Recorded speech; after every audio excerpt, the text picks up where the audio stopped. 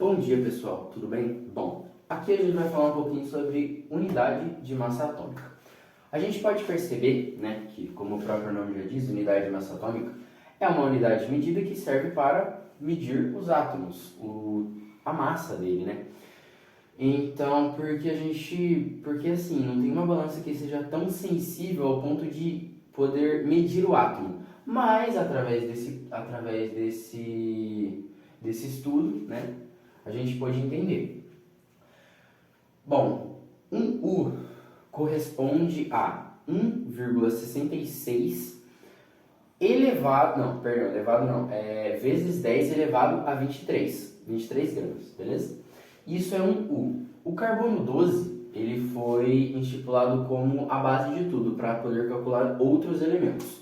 Então, U igual a 1/12. Se fosse 12U, seria o carbono, né? Bom, passando para essa próxima parte aqui, para a gente descobrir o tanto de unidades, né, que a gente tem em um elemento, a gente pode perceber que aqui, ó, o oxigênio, a massa atômica dele é 16, ou seja, ele tem 16U, beleza? Agora que o mercúrio, ele tem 200 de massa atômica, igual a 200U, entendeu? Ou 200U ou 200 vezes maior do que o carbono 12, ou também 200 vezes maior que 1/12, beleza? Agora a gente vai passar para essa próxima parte aqui, que é como calcular com elementos moleculares iônicos. Bom, a gente tem o H2O, certo? O hidrogênio, na tabela periódica, o número atômico dele é 1. Então, a gente vai... E como no H2O ele tem duas moléculas, vai ser 2 vezes 1, ou seja, 2. E o oxigênio, na tabela periódica, o número atômico dele é 16. Então, como ele não tem mais nenhuma molécula... como ele não tem mais nenhuma molécula a mais dentro da substância, ele vai ser apenas 16 vezes 1. Bom, 2 vezes 1, 2, 1 vezes 16, 16, esse resultado vai dar 18, ou seja, 18U. 18U ou 18 vezes maior que o carbono 12 ou 1/12. Agora a gente vai calcular uma substância iônica.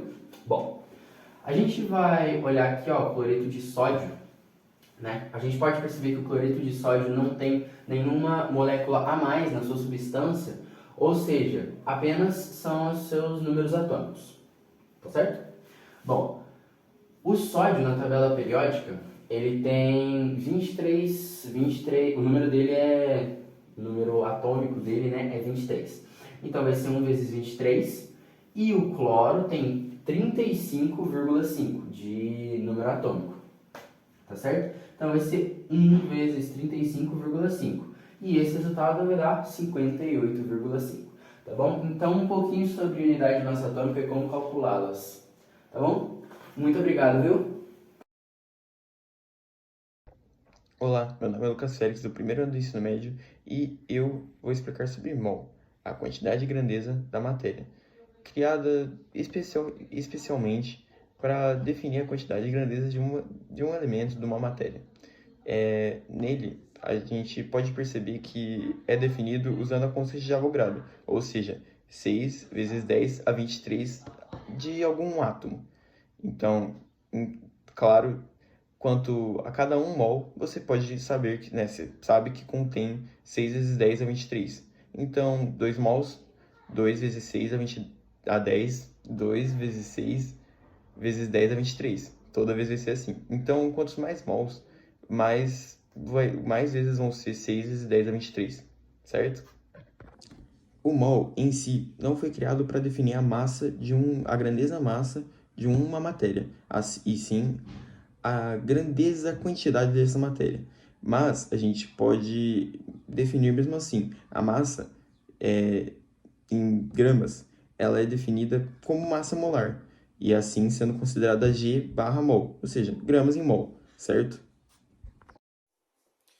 Oi, meu nome é Murilo, do primeiro ano do ensino médio, e hoje eu vou estar aqui dando uma aula de Química. E meus temas vão ser constante de Avogadro e massa molar. começando a falar aqui pela massa molar. Bom, a massa molar é a massa em gramas de um mol de entidades elementares, que no caso podia ser átomos, moléculas, íons e assim por diante. E outros grupos expectados de tais partículas, né? E é representada pela letra M ou MM, que expressa a unidade G tracinho mol.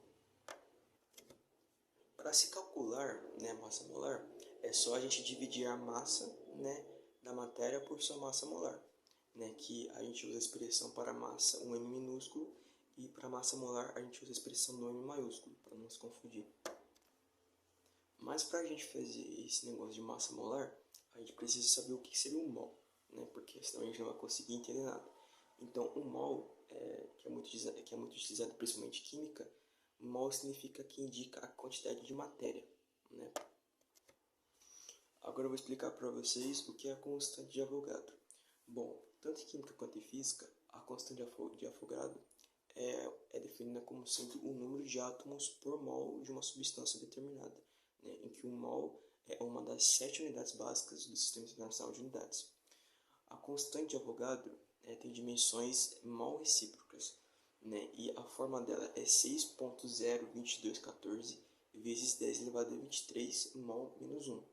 Quando a gente vai se referir a isso, a gente usa essa fórmula. Muita gente pergunta para que a gente usa, né, a constante de Avogadro.